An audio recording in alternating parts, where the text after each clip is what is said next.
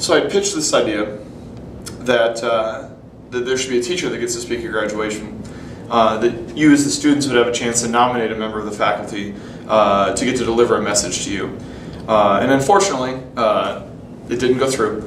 It just wouldn't work out. I'm not disappointed or angry about the decision at all because, as you're about to find out, because I've worked a number of graduations, these things are pretty darn long. We've got over 500 names to read, and there was just simply no time to have a teacher speak as well.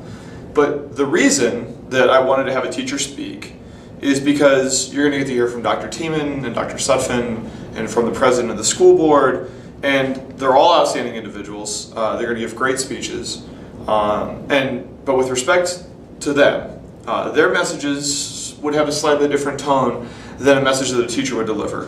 They're going to talk to you, they're going to talk about you in the aggregate, about how proud they are of you as a senior class, about your test averages and your state championships and your scholarship money that you've raised as a whole group. That's not to begrudge what they're going to say, because let me tell you, if this is news to you, they're very proud of you. Because all of them love this school and love the students that have come through it, and they love having the chance to have an impact on your education. But again, and I say this with respect to what they're going to say on Sunday, as teachers, whomever you had picked would have spoken to you on a little bit of a different level. We've been in the trenches with you. We've been with you in 90-minute bursts for 4 years. And while they would speak very highly of you as a senior class, we would speak to you, I think, more as seniors. And since that plan fell through, I decided to put this together because in the past, I've usually tried to give a little spiel to my outgoing seniors, on the last senior day of the spring semester, but I realized that would have only reached 30-some seniors, that's it. And the reality is I've taught over 25% of you. There's more than 1 in 4 of you that have been in my class that I've been lucky to say are my students. And while I attend your grad parties, while I'll obviously be at graduation, I don't try and say much at those events because those events are about you. They're not about me. They're not about the other teachers. And I would hate to take a lot of your time up pontificating when it really should be about you getting to enjoy the moment. But I still wanted to say a few things.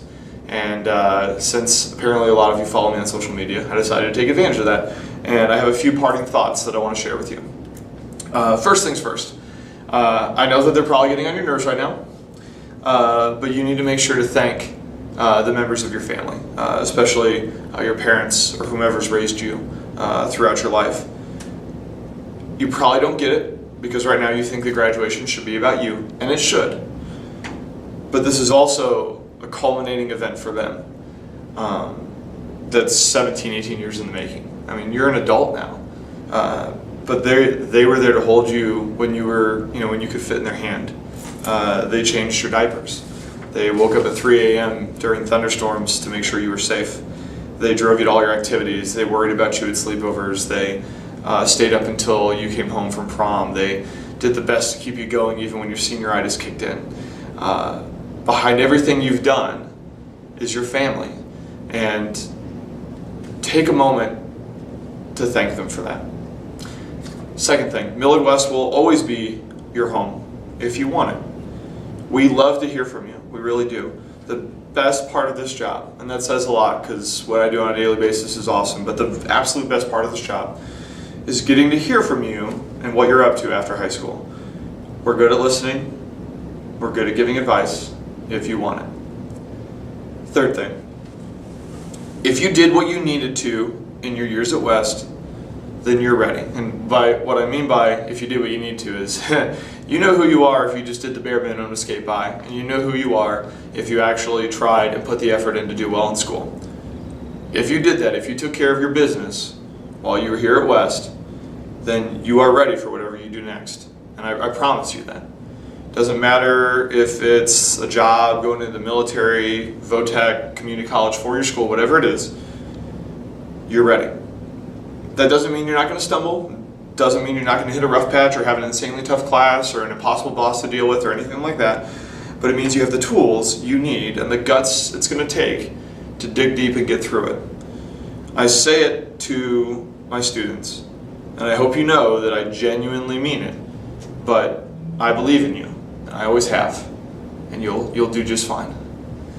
Number 4, it's okay not to go to a 4-year school. I know that's all we talk about here at Millard West, and I really wish we didn't. And I know I'm guilty of that, teaching AP classes. But 4-year schools aren't for everyone. 40% of UNO freshmen don't come back after their first year. And that's not a knock on UNO. That's actually a high retention percentage. That's good compared to a lot of other schools. And think about it, they're happy that 40% don't come back. There are so many awesome options that lead to a good, well-paying, satisfying career that doesn't require a 4-year school. So if you're in that boat where you're going to a 4-year school but you really don't know if it's for you, explore those other options. They're just as good, I promise. Number 5, it's okay to not know what you're going to do. I didn't declare that I didn't even know I wanted to teach until my sophomore year of college.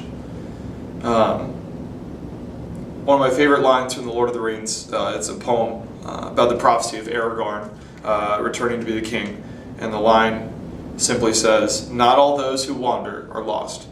Don't force yourself down a path you don't want. Sometimes it's okay to wander in life. You never know what you'll find." Number 6, whatever you do, commit fully. The world needs people that give 100%. Think about who your favorite teachers were. They were all in. They gave everything they could to help you. And that's the reason you liked them. But we don't just need teachers to give 100%. We need everybody. So whatever you do in life, make sure that you can go home saying that you gave it your all. Number 7, life gets rough sometimes. And I want to say this with a lot of emphasis because I genuinely, truly mean it. It is okay to not be okay. But if that's you, if you're not okay, reach out to people. We often underestimate how far our friends and family will go to help us in times of need. And if I could, I would move heaven and earth for everybody that I care about. And I know that the people that you're close to feel the exact same way about you. So it's okay to not be okay. Because at some point in our lives, we're all not okay. But we also need people to help us get through it. So don't fight that battle alone. Number 8, have something in your life that you love and that you're passionate about. I am super lucky that I love my job. I come in every day realizing how lucky I am. Because there's a lot of people that don't. And there's nothing wrong with that. I have a lot of friends that don't love their job. They don't hate it. They don't dislike it. It's not that they're unhappy. It's just their job is what they have to do to pay the bills. And there's absolutely nothing wrong with feeling that way. But if you're not in a position where you love your job, then do something that you do love. Make it, if it's a hobby or a rec league or, that you do something every year like traveling, just do something. Do something that you love to do. Because we all need to have something in our lives that makes us smile, that makes us want to do it. And that's important. That's important just for being happy. Got to be pumped up about something. And that's my last little anecdote I wanted to share. So I want to say congratulations, class of 2015. I say this a lot too, and I hope you know that I really mean it, that I'm not just saying it, but I'm super proud of you. We're all proud of you. And for 97% of you, when I see you this Sunday, it'll be goodbye, and we'll most likely never see each other again, which is why I work graduation. I want that one last chance to say goodbye. I wish you nothing but the absolute best in wherever life takes you, and know that no matter what, we always have room in our inbox. We always have time after school to chat with a former student. Next year there's going to be a new group of seniors. They've already done the takeover out there. New memories, new experiences, and life will keep going on at Millard West, and the cycle will repeat itself just as it has done 20 school years now. But each graduating class is a little bit behind. We have pictures on the wall of champions, pictures in the classrooms, stories that we teachers tell of all the awesome, funny, and quite frankly, sometimes stupid things that you did that we'll never forget. And I just want to say good luck. May the force be with you. It's been an incredible privilege to teach you, and congratulations, you made it.